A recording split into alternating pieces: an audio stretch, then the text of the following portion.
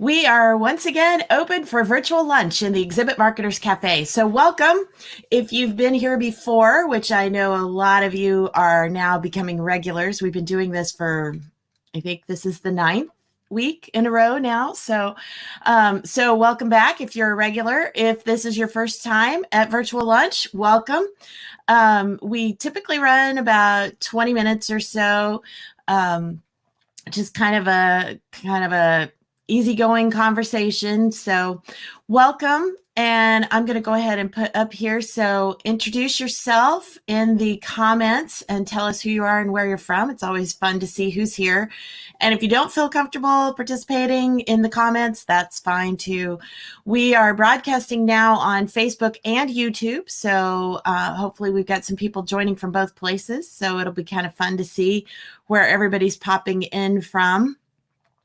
But I want to go ahead and just kind of start through some of our, we always try to start with like some fun stuff. So I've got some fun things to share here. First off, if you have kids and they're climbing the walls, because there's no school, no activities.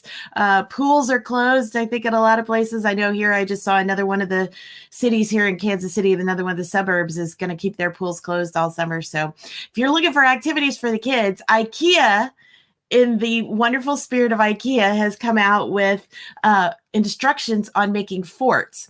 So Alan, my husband, is behind the scenes. He's going to put that link up.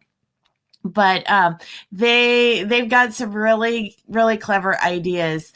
So there's that link. But in the traditional IKEA fashion, the instructions are all like, if you've ever put anything together from IKEA, you get all the little graphics and it tells you like how many you need of each thing. And so it's really cute on the graphics. It's like, you need 8 books to hold the blanket down. But they've got a fort, they've got a castle, they've got a house.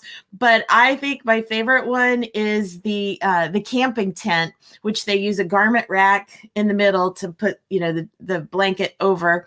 And then they hang, if you've ever seen their little light thing that they have, it's, or not light thing. That's what they use for the lights in this, but it's the little like laundry thing that you would hang your socks or something. It's like the little spinner rack with the little clips. So they take that and then they use little like Christmas tree light kind of things and clip the lights on. Anyway, it's just real cute. You'll have to go check that out. So anyway, that's a fun thing. And then also the Inn at Little Washington, which if you're not familiar with, is a high-end Michelin 3-star restaurant that's in a little tiny town outside Washington, D.C. But they have, because restaurants now are having to do the social distancing where they, keep empty tables. Well, they decided instead of empty tables, they would put mannequins dressed in, I believe it's like 1930s, 1940s. So anyway, so here's the link to go see some pictures from again, I know it's really long. It's in the Facebook comments. We'll add it to the YouTube comments as well. But anyway, it's really funny because it's all of these mannequins. They've even got one guy that's like down on one knee next to a table with his girlfriend. So anyway, it's just clever. We actually have watched, there's a PBS documentary on the history of the Inn at Little Washington, which has been open for over 40 years now. But it walks through the chef and his story and how he opened it and how it's now kind of just become like the thing in the town. So anyway, kind of an interesting side story. Also, kind of transitioning from the guy on one knee into the topic of weddings. Obviously, weddings have had to change during this time. You may know somebody who's gotten married or postponed their wedding or whatever. Some friends of ours, their son recently got married and they just had a small ceremony there at the house and they'll do their big reception and party later. But here's an article. I believe it's from Special Events Magazine. Alan will put it up in just a second, talking about some new wedding traditions, formats, that kind of thing, which I know we're not into weddings, but if you study what goes on at weddings, it gives you some ideas of what to do at other events too. So like one thing that they're going to do, or that might happen, might become a new trend, I guess, is that like having servers with the silver trays with little mini hand sanitizers on them, and they'd like pass it like you were at a past hors d'oeuvres or reception. So that's one idea. And then having coordinating masks and gloves. So it's everybody's got to wear masks now, having something that's like coordinating in the bride's colors.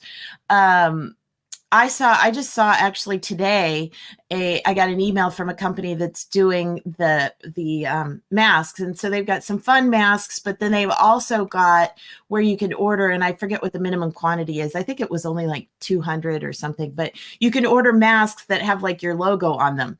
So, there's an idea for trade shows, right? Or for an event, have that be part of your registration fee for the event. Everybody gets a mask with the event logo on it or something. Who knows where this is all going to go.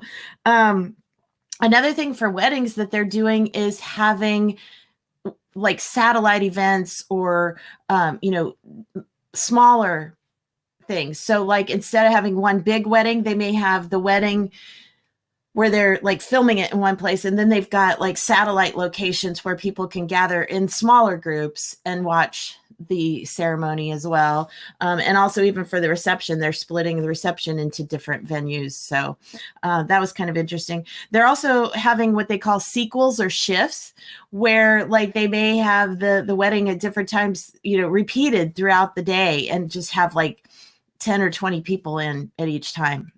Kind of interesting. But that may be a model that we need to look at for trade shows, is having shifts of people coming in. Like, maybe the sessions will kind of go on throughout the day, but they'll have different shifts of when, this block of attendees are on the show floor while this block of attendees are in classes or whatever. So it'd be kind of interesting. And then a new term that has now emerged in the wedding industry is now called mini-moni. So instead of a ceremony, you're having a mini-moni with like 10 of your closest family and friends, I guess. So anyway, so just some kind of interesting things to be aware of. Joan Eisenstodt did a massive blog post called Epic Challenges Ahead. And Alan's going to put that link up here in a second. But, she talks anonymously, she talks with people in the hotel and the airline industry about what do they really honestly see as, what's coming. It's quite interesting to see. And she brings up a lot of points, a lot of issues maybe that you haven't thought of. So, it's a really good read. Very insightful. So if you're familiar with Joan's work, she always really pushes the envelope and really makes people think about things. I've had her as a guest several times on Trade Show Insights, and she's always got some really great points to bring out. But anyway, this blog post on the challenges ahead in the trade show and events industry are really, really worth the time to read. So I highly recommend that. In event news, ASAE is going virtual. They just announced last week. So their event is not until August. It was scheduled for August 8th through 11. This was supposed to be their 100, or this will be their 100th anniversary. So, that was, I'm sure, not a decision that was taken lightly.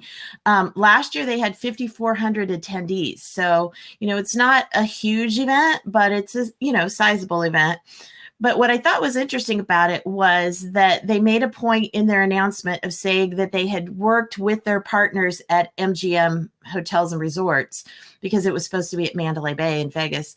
But I thought that was kind of interesting that they really emphasized the fact that they had worked with their venue, because for one thing, it's kind of interesting because Vegas has been saying about how they're going to be reopening soon. And then now it's kind of like, by August, we're not sure, it's kind of mixed messages on one hand.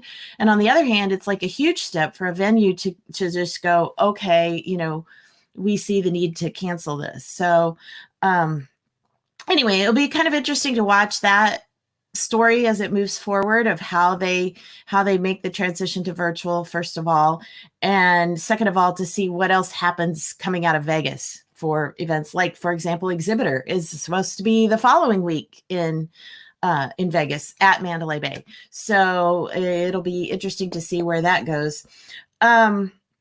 In other news, as far as venues, trade shows are being allowed to reopen in Germany as early as May 30th, which seems really surprising, considering Germany was hard hit. But the government has now separated trade shows from mass gatherings. So mass gatherings would be like concerts and sporting events and things. And so they've separated trade shows. So there's a big push now in this country to also do the same thing, to make trade shows a different category from sporting events, because NASCAR is now restarting with no fans. They're talking about starting to play baseball possibly with no fans and other sports and stuff. So anyway, it'll just be interesting to see if that's a classification that goes forward. Let's see. Oh, so then the next link that I want to share, Alan, is the event manager blog on Will Attendees Show Up? Because this is another interesting post. They've done a survey, Event Manager blog did a survey, and 47.7% of the event planners they surveyed said that they don't see events starting back up until October through December, so fourth quarter. And 38.6% don't see events starting back up until 2021. So that was kind of interesting, but they also profile, the some of the hazards and things, and they mentioned the hashtag CES flu. Anybody that's been to a big show knows that there's pretty much always, especially if it's a show that happens in the wintertime, that you pretty much always have a chance of coming home with something. So anyway, they linked out to another article, which was really interesting. It was the profile of a guy who attended CES and then ended up sick. And so now he's tested positive for the antibodies. So he's pretty sure that that's what he had. That's what he brought back from CES. So now that's showing that we actually had spread here in this country much earlier than what people thought, which when you stop and think about that, San Francisco was one of the early hotspots, and everybody kind of tended to think, well, that's where, people are coming in from Asia and landing at the airport there.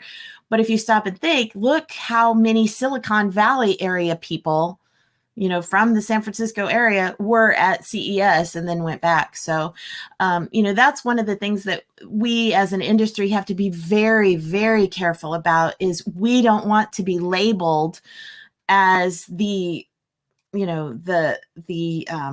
what I want to say, the ones to blame for spreading the disease a second time or a third time or whatever.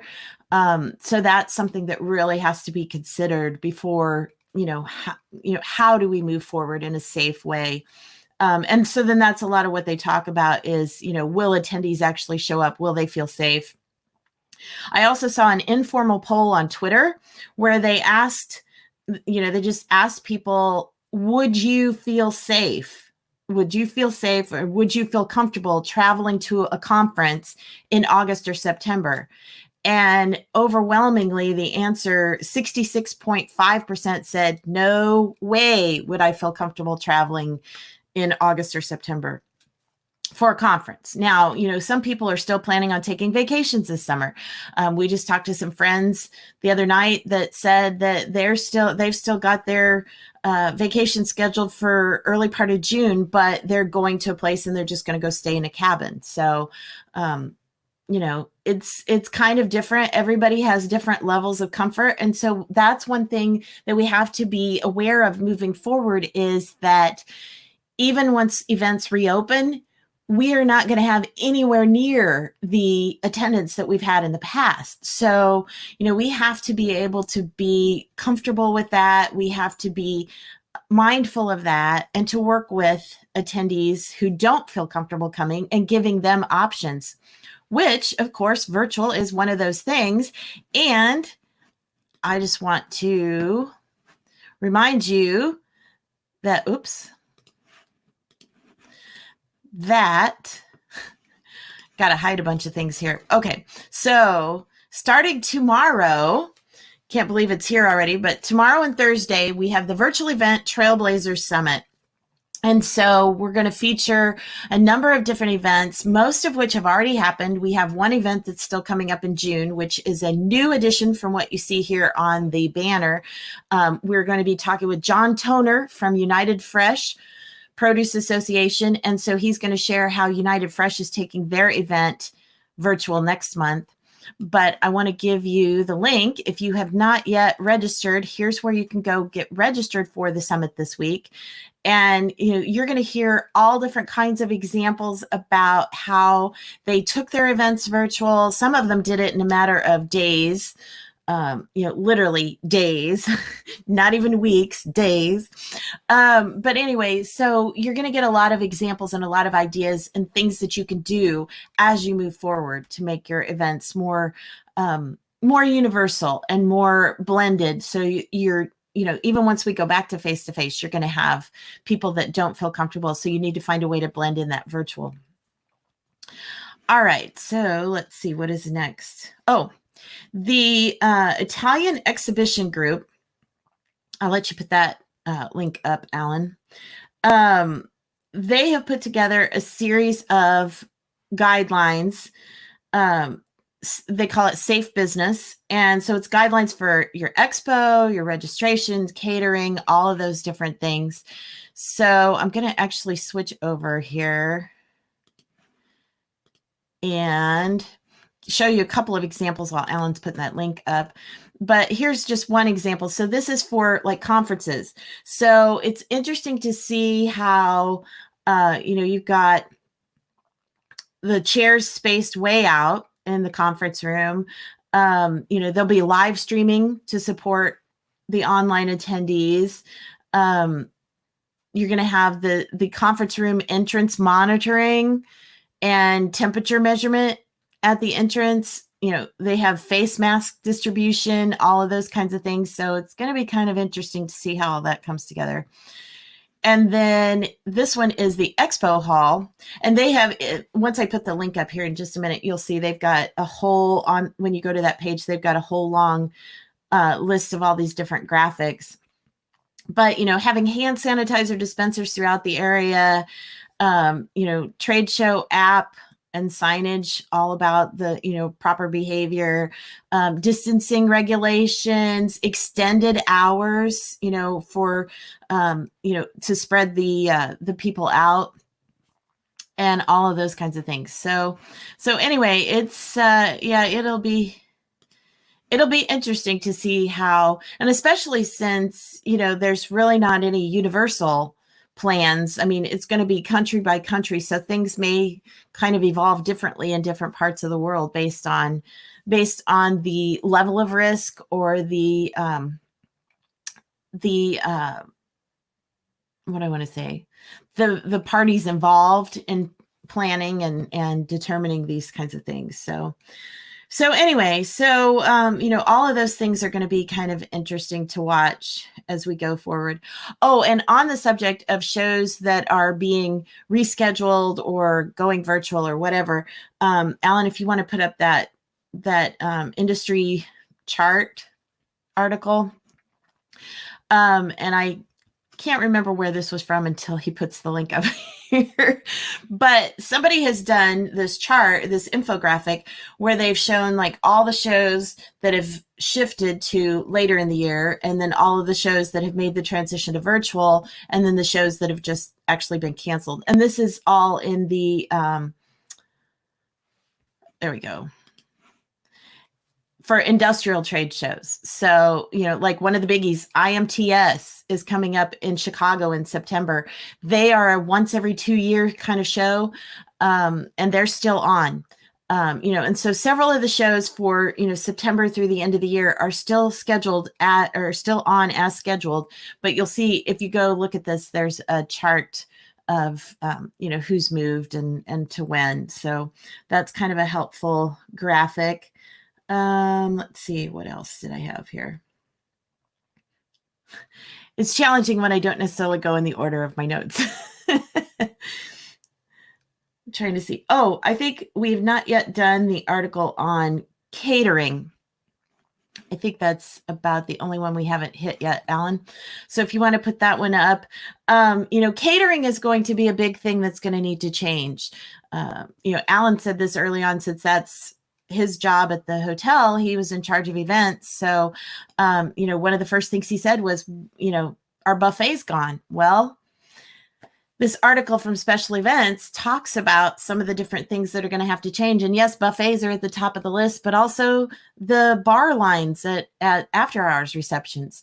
One of the things that was mentioned in the article is there going to be an app now where, like, kind of like a lot of the restaurants have apps where you order and then you can pick up. Well, maybe they'll have like an app, for the event where you order your drink and then they like bring it to your table or whatever. Who knows? Instead of buffets, one of the things that was brought up that's kind of a cute idea actually is doing bento boxes, which, if you're familiar with, those are the little Asian boxes that have the little dividers with different things in them. But then you get into the whole packaging and expense and waste and sustainability issues. And, so there's not going to be any decisions about all of this that are going to be easy. It's going to take a lot of conversations and a lot of, thinking about where do we go from here. So, I think that's one of the things that we need to keep in mind as we move forward, is that there aren't easy answers. There's not going to necessarily be consistent answers either. There may be, some shows that decide to do something differently, but kind of like how we were talking about on the wedding side, where there are some new, I guess you could say, in vogue traditions happening.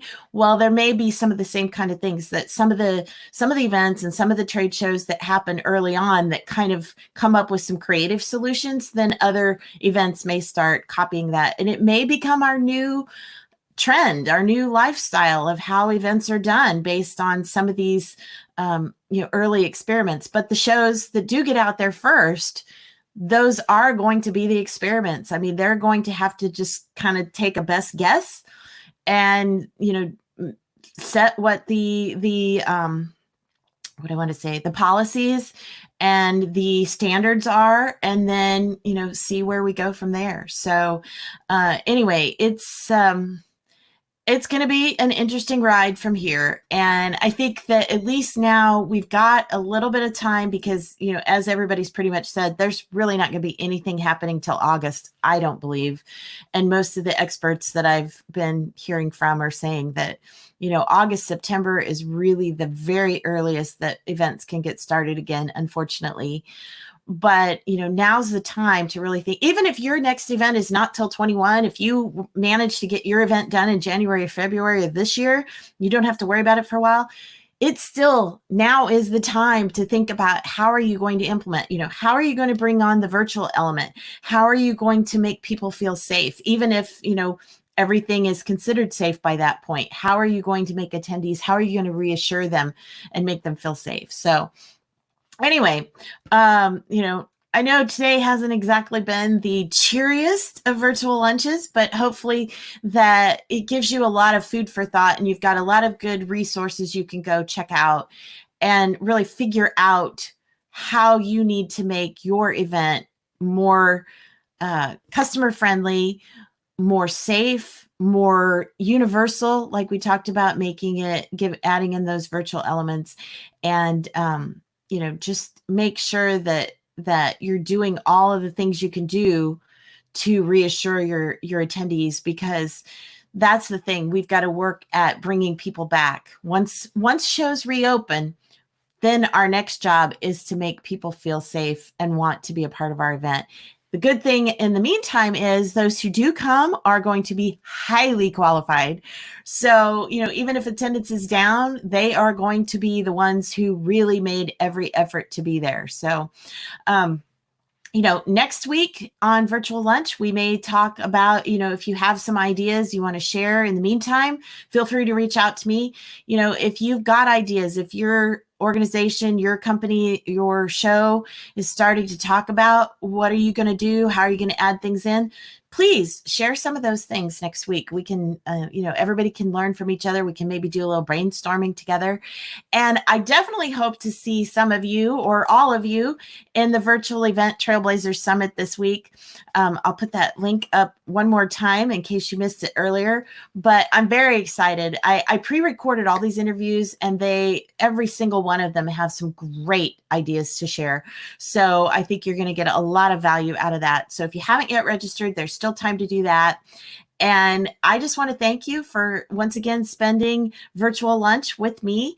I know we didn't have a lot of people interacting this time, but I just want you to always feel like you can come here whenever it works for you, catch us on the replay, whatever works. So thanks for being a part of Virtual Lunch, and we will see you next Tuesday, if not later this week, at the virtual event Trailblazer Summit. Thanks for joining in. Bye.